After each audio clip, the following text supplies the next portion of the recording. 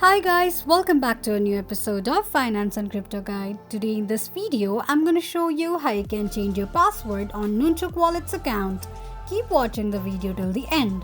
To change your password on Nunchuk Bitcoin Wallet's account, firstly go ahead and launch open your Nunchuk Wallet application. The home page of Nunchuk Wallet application will appear on the screen. Click on profile icon at the bottom right corner of the page. You will end up on the profile section of your Nunchuk Wallet's account. Click on Account Settings option. On the next page, tap on Change Password. Enter your current password, create a new password and confirm your new password by re-entering it. Click on an eye icon to check if you have entered your password correctly or not.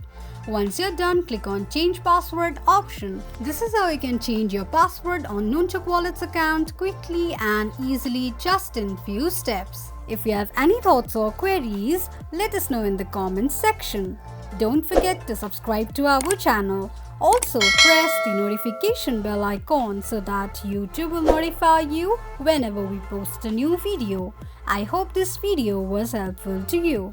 Thank you so much for watching.